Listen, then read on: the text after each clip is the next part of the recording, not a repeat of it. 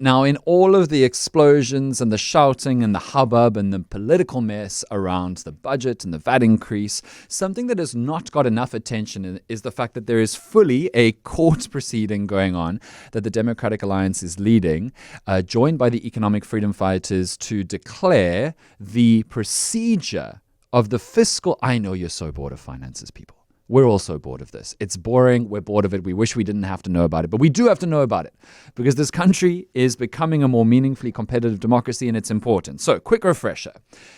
For the budget with a 0.5 VAT increase to go to a vote by the members of parliament, it first had to go past a standing committee in parliament on the fiscal framework of the budget. The ANC didn't have the majority, so no one thought that the fiscal framework would go through. Then Action SA unbelievably were like, but we are going to put forward a proposal that, in Action SA's opinion, stop the 0.5% VAT budget increase. The ANC supported that, which should have got Action SA thinking, that's a little bit strange. Like, why are they into this? Why are they happy with this? We thought we were getting rid of the VAT budget. Turns out that the proposal went through with Action SA. They went to the MPs. They voted in a majority, a slim margin, to get that fiscal framework through. And that's why, short of something extraordinary, irrespective of anything else, we're going to have a VAT increase of 0.5% on the 1st of May. But the DA has now submitted court filings claiming that procedurally in the fiscal committee, in the fiscal framework standing committee, procedurally the procedures weren't followed, and they argue that there are very strict procedures that have to be followed in that committee, specifically on budgets. Otherwise the procedures are unlawful, and the outcomes of those procedures are not able to stand and be acted upon. It's the DA's way of using the courts to say they screwed up so badly procedurally in the standing committee on the fiscal framework that they have to do it over again. And then, unbelievably, the EFF joined the DA in that, or applied to join the DA on that court filing, which is really extraordinary. I have to say, the ANC, they're super talented. Do you know what kind of talent you need to have to get the EFF and the DA on the same team? It's like getting Batman and the Joker to fight on the same side, on the same course. It's not for me to tell you who is Batman and who is the Joker between the DA and the EFF. That's absolutely on you. It was a hypothetical example. But now, having learned about the fiscal framework and the standing committee and all this, we now need to learn whether or not that case has legs, whether or not there is legal grounds potentially for the, basically, the findings, the proposal passing that created us this VAT 0.5 increased budget, whether or not the case against it has legs at all, and whether or not there is a chance that the court is going to deny the ANC that 0.5% VAT increased budget before the 1st of May. I'm always very nervous doing intros before real experts because the first thing I have to always ask them is, did I just say any lies in my framing? So constitutional law expert Pierre de Vos, thank you so much for joining us. Any lies, Prof, in what I just said? I'm sorry to say yes. Oh, no. Clarify for me.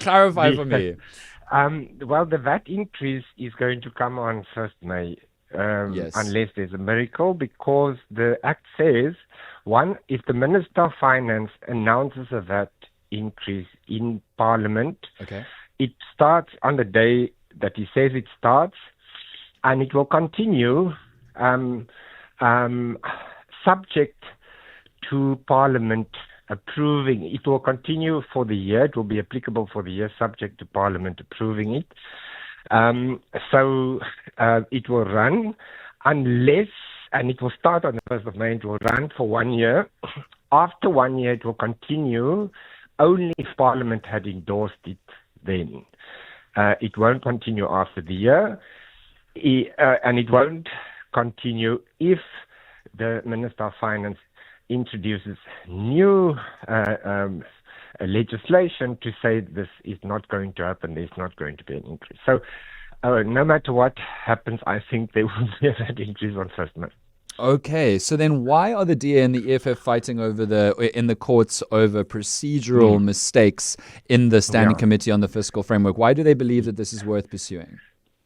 Well, firstly, of course, they are also, but that's a separate section of the challenge that will come later, challenging this provision in the VAT Act, which really gave the Minister of Finance the power to raise the VAT, which is really not his job. It is Parliament to decide finally on taxes. But secondly, you can't, a precondition for the approval of the other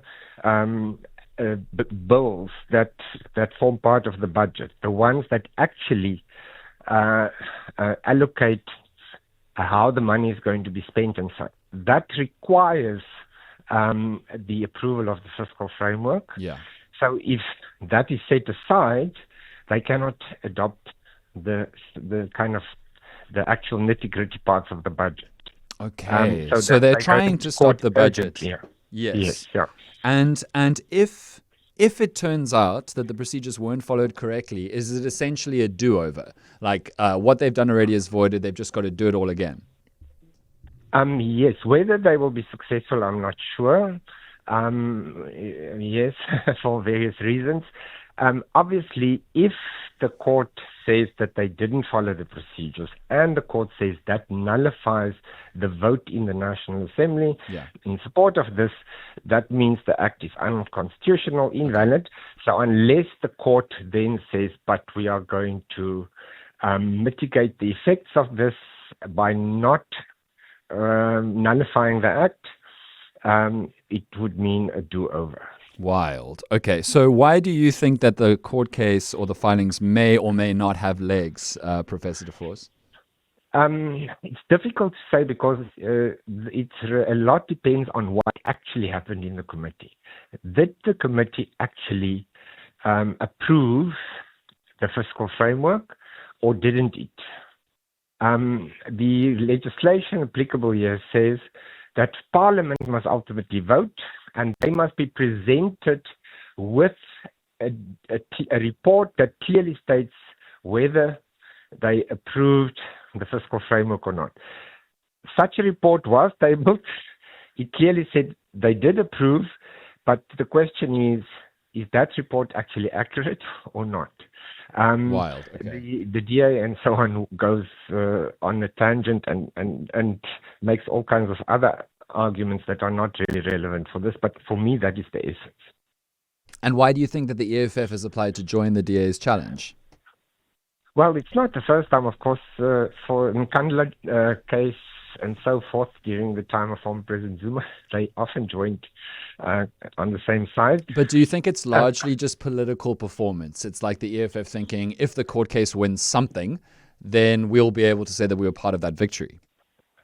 Yes, so I've read the court papers of both parties. The DA's court papers are a little bit more persuasive, I think, than the EFF's papers in this instance. So I don't really know.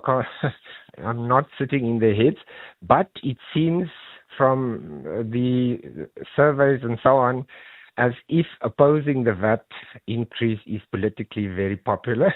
Yes, so I'd say that too. In South Africa, a lot of politics happen in the courts, which is one of the reasons I'm a little bit reluctant or not enthusiastic about this court challenge. Yes. So much of what is our politics happen in the courts, and so if you want to get people to understand you're against the VAT increase, you have to join the court case. Okay, well, thank you so much for all of that clarification and explanation, Prof. de Vos. It must at least be on some level quite exciting for you as a constitutional law expert to witness so much of the country caring about so much more of the nitty-gritty of our governance structure. Yes, last year with the budget, I complained that the Parliament just rubber-stamped the budget, so yes. I got what I wanted. Whether it's a good thing, I'm not so sure. Thank you so much for your time. That's Prof. Pierre de Vos, constitutional law expert on the DA and the EFF's court challenge against the fiscal framework of the budget. You're on CapeTalk. My name is Dan Corder. It's 3:45.